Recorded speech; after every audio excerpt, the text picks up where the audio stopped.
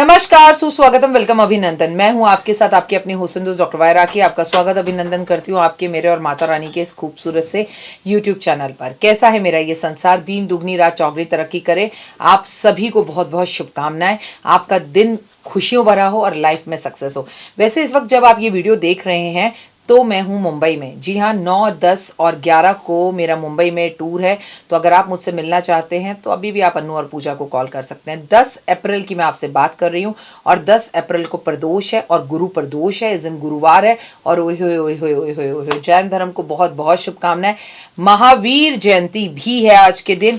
महावीर जी 24 तीर्थांकर थे और आखिरी तीर्थांकर थे। 30 वर्ष की आयु में इन्होंने अपने परिवार को त्यागा था। अब सारी बात अभी थोड़ी कर दूंगी। चलिए कार्यक्रम की शुरुआत। Believe in Karma.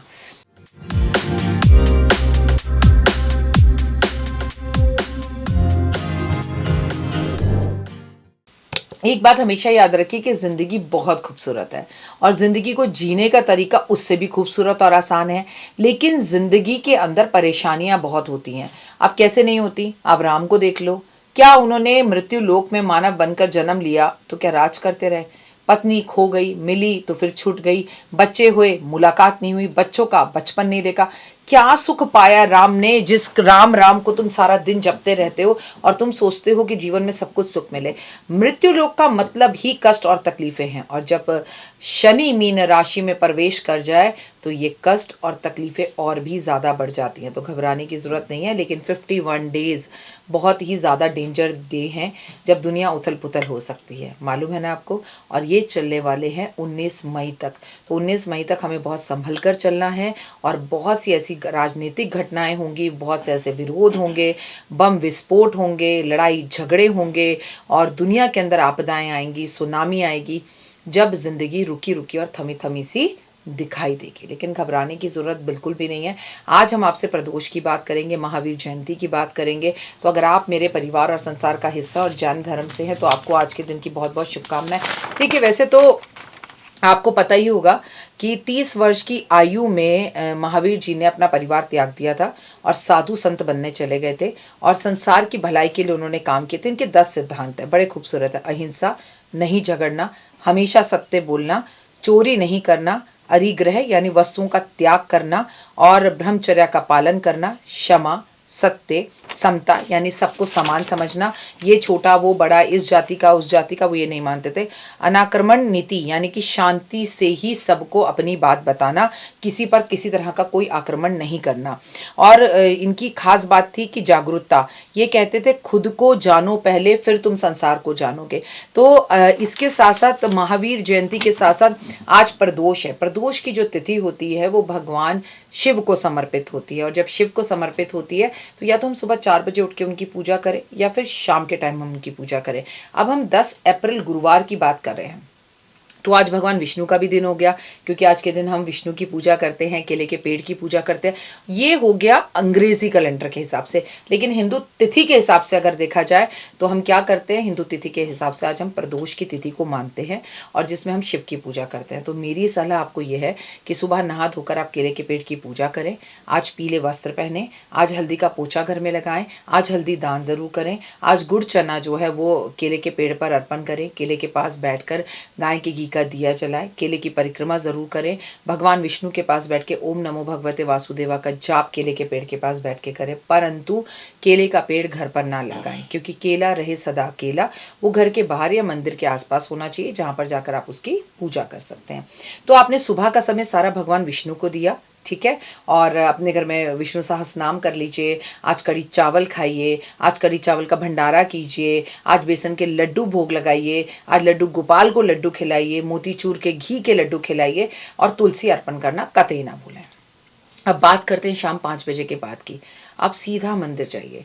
देखिए, ये विक्रम संवत का पहला जो है ना नववर्ष बदलने के बाद ये हमारा पहला प्रदोष है, इसलिए ये और भी ज़्यादा खास हो जाता है। तो अगर आप 1 अप्रैल से लेकर अप्रैल तक के प्रदोष के व्रत उठाना चाहते हैं तो पूरे साल के व्रत उठा लीजिए, नहीं तो पूरे साल का संकल्प कर लीजिए कि आप प्रदोष काल में भगवान की पूजा ज़रूर करेंगे। हालांकि आप पूजा शिव की रोज कर सकते हैं, लेकिन अगर आप रोज ना करना चाहें तो कम से कम प्रदोष में शुक्ल पक्ष और कृष्ण पक्ष का जो प्रदोष आता है उसमें तो आप ये पूजा कर ही सकते हैं। अब जो 10 अप्रैल को हम बात कर रहे हैं, ये शुक्ल पक्ष का चित्र मास का जो हमारे को प्रदोष मिल रहा है, ये मिल रहा है। और इस दिन महावीर जयंती भी है, तो बहुत खास दिन हो जाता है।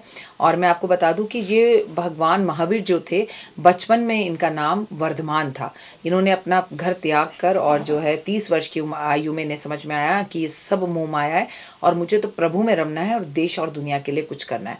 आगे तो आप भी सब कुछ जानते हैं। आज बहुत खास दिन है, जगह जगह पर आज जो है त्याग जो है जैन धर्म बताता है कि अपनी ज़िंदगी के अंदर कुछ चीज़ों को त्यागना ज़रूर चाहिए। जैसे कि महावीर जी जो थे, उन्होंने अपना संसार, अपना परिवार, ऐशो आराम सब कुछ त्यागा था, अपने संसार को त्यागा था, अपनी पत्नी को त्यागा था।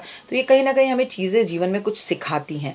तो आज आप भी अपना आलस त्यागें और आप ज़रूर शिव के मंदिर जाएं, घंटी बजाएं, जल अर्पण करें, पंचामृत अर्पण करें और शिव के दरवाजे के दोनों तरफ, शिव मंदिर के दरवाजे के दोनों तरफ राइट और लेफ्ट में एक एक बेल पत्र अर्पण कर दें। वहाँ 5 दिए जलाएं, एक दीपक वहाँ से जला हुआ घर लेकर आए और घर के अंदर घुसने से पहले घर के दाहिनी तरफ उस दीपक को रख दें। घर के अंदर आकर सुगंधित अगरबत्ती जलाएं, महामृत्युंजय का मंत्र जाप करें, या तो म्यूजिक सिस्टम पर करें या रुद्राक्ष की माला में करें, तो बहुत ही उत्तम और बढ़िया रहेगा। प्रदोष के टाइम पे अपने पति से अपनी मांग ज़रूर हर प्रदोष में भरवाएं। उनको कुछ खीर या मीठा साबूदाने का खिलाएं, चावल की खीर भी खिला सकते हैं, भगवान को भोग लगाकर, और फिर स्वयं भी खाएं। आप पति पत्नी आज एक दूसरे को पान खिलाएं, जिससे रिश्तों में मधुरता आएगी, अपनापन आएगा, नकारात्मकता दूर होगी और पॉजिटिविटी बढ़ेगी। तो ये बहुत ही खूबसूरत उपाय है जिसे हमें हर हाल में हर कीमत पे करना चाहिए और ज़िंदगी में 100% इसकी सक्सेस रेट आपको मिलती है। तो ये आपको सब कुछ करना है। कितना आसान है, कितना खूबसूरत है, कितना इजी है। आपने जो है अगर महावीर जैन मंदिर जा रहे हैं तो आज कुछ खाने के लिए सामान लेकर जाएं, ज़रूरतमंदों को ज़रूर बांटें। इतना बड़ा दिन है कि आज हम देखिए भगवान विष्णु की भी पूजा कर रहे हैं, महावीर जी की भी पूजा कर रहे हैं और हमें एनर्जी मिल रही है, शिव शंकर की भी शाम के टाइम एनर्जी मिल रही है। जिन महिलाओं के घर पर कर्जा है या जो बेरोजगार हैं, उनकी पत्नियों से कहूंगी कि आज शाम को आप एक थाली सजा ले और थाली सजाकर आप शम्मी के पेड़ के पास पहुंच जाए।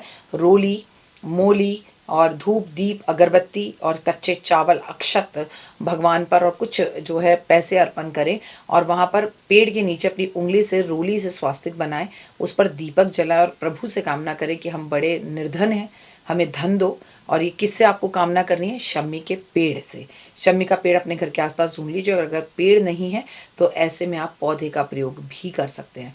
आनंद की अनुभूति प्राप्त होगी, बहुत ही खूबसूरत रहेगा, आसानी से आप काम कर पाएंगे और लाइफ में 100% सक्सेस मिलेगी। घर में जो है पैसा आना और रुकना और टिकना शुरू हो जाएगा। फिलहाल मुझे दीजिए इजाजत। अपना और अपनों का रखिए बहुत खास ख्याल। आपका दिन शुभ और मंगलमय हो। परमपिता परमात्मा की असीम कृपा बनी रहे, महादेव की असीम कृपा आप पर बने, महावीर की असीम कृपा आप पर बने और जिसे कहते हैं ना भगवान विष्णु और लक्ष्मी की कृपा आप पर बने। आज की सारी एनर्जीज को इकट्ठा करिए और पॉजिटिव रहिए। पीला खाइए, पीला पहनिए, पीला दान करिए और दान जरूर करिए क्योंकि आज त्याग का दिन है। अगर आप चाहें तो आज 10 अप्रैल से लेके 10 अप्रैल 2026 तक, एक साल तक अपनी खाने की कोई चीज़, कोई विश मांग कर त्याग सकते हैं और उसे बांटना और भंडारा करना शुरू कर दीजिए। भगवान की असीम कृपा पर होगी। फिलहाल दीजिए इजाजत। अपना और अपनों का रखिए खास ख्याल। कमेंट्स में जय माता दी। आपका दिन, आपके परिवार का दिन शुभ और मंगलमय हो। ओए होए।